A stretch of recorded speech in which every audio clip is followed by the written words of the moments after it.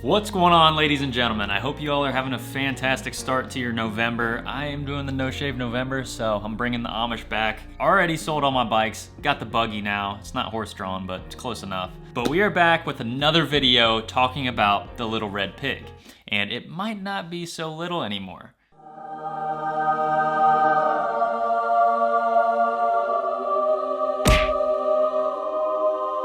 But last week I had uploaded a video about the all-new 250L and Rally and all of the updates that they did and everything that I could see just from the pictures. A few things that I didn't mention that some of you pointed out in the comment section: it does seem to have a plastic tank. That's a benefit in my eyes. Not only is it going to be lighter weight, but you don't have to worry about denting it, which I actually did to my 250L. It still currently has a huge dent in the tank. It does still look like it has a locking gas cap, which is nice. Also, I think the biggest change and the biggest downfall with this new generation is the one-piece frame design. In all of the pictures, it looks like the subframe is now one piece and welded into the main frame, which is not good. The way Honda justified that change is they said it added rigidity, may have shed a few grams of weight as well. But here's the thing, if you have a significant crash and bend the subframe, now it's not gonna be easy as buying a new subframe. You're either gonna have to hope that you can get it bent back semi-close to the way it was, or you're gonna have to replace the entire frame, which is not cool. A simple job now turns into a long, complicated process of having to tear down the entire bike. So I am not thrilled about that at all, and it kind of worries me. I know that for majority of people it's not gonna be a problem. They aren't riding that serious, but even if you lay it down on the road or get into an accident on the road, a simple fix might turn into a total bike. But enough talk about the 250L, because it's recently been announced that Honda is now going to be putting the 300cc engine in these bikes. About time. This is long overdue. I'm super glad that they decided to go this route. So far from what I've seen, it's only been announced in Thailand, but we can assume that it's going to be coming to the States as well. Like I said, I covered all of the other cosmetic things and updates that they did to this new generation, which I thought was going to be the 250L, but it looks like it's now going to be the 300L and 300 Rally. So since I covered a lot of that stuff in the older video, I'll go ahead and drop that down in the description if you want to see that. But I'm just going to give you my thoughts on this 300cc engine, which isn't actually 300 cc's, it's 286. So I want to start off by saying it is a nice addition. I'm super glad they're doing it. I don't know why it took them so long. It's literally a direct swap. I know a lot of people that have done that in the past, and a few guys local to me that have done the 300 swap, and I was actually going to do it myself, but after weighing my options and the price that it was going to cost me to do that swap, the minimal power gains that I was going to see, it just was not worth it. So that leads me to my first point. If you already have a 250L, I do not think it's worth it to go out and buy the new 300. I'm gonna go ahead and pull up Honda Thailand's website and we will kind of scroll through this and see what we can gather.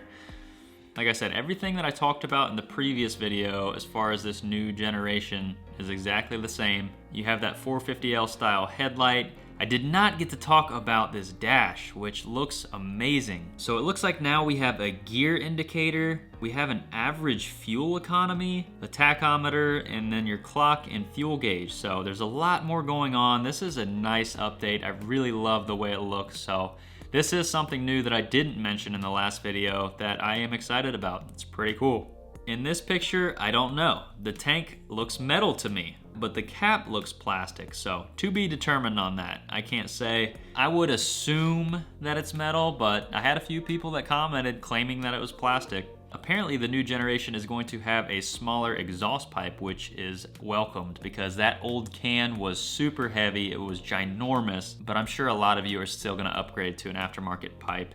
I still can't get over the new look of these bikes. I think they look fantastic. I'm glad they're using that 450L styling. I just love the way that bike looks, so it's definitely a nice change. But here's a little comparison chart between the 250 and the 300.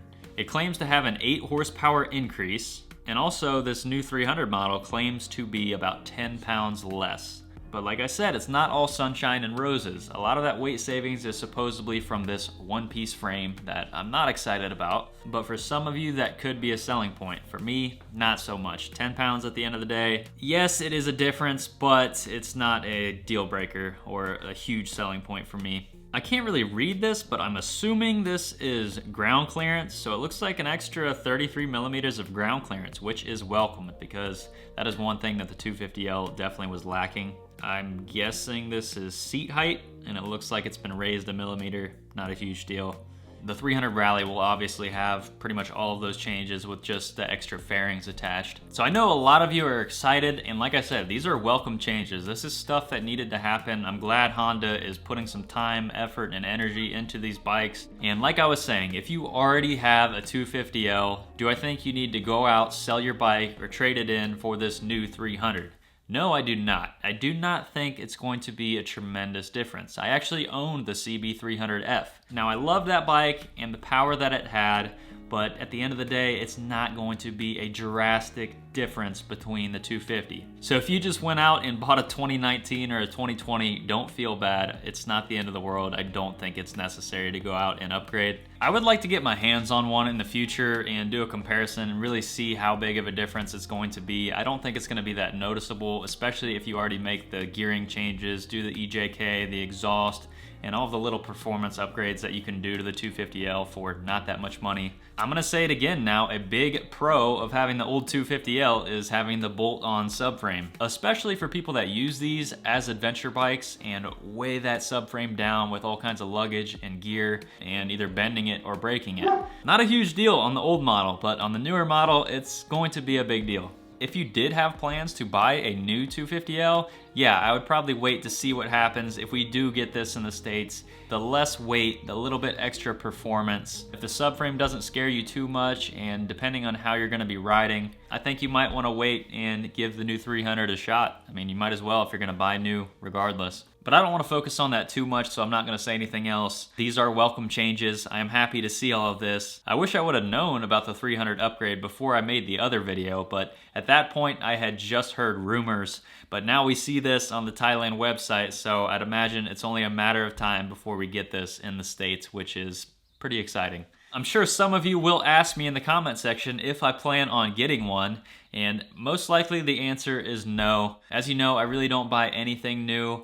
If I had an opportunity to get my hands on one, test it out, I would gladly do so. I would love to. I've had a lot of amazing times on my 250L, and I've put that bike through the ringer. It just kept putting a smile on my face. It kept taking the abuse, and ultimately I have a lot of love for that machine. So I would like to try out the new 300 at some point, get my thoughts on it. But as far as all of the updates, they're almost all positive things.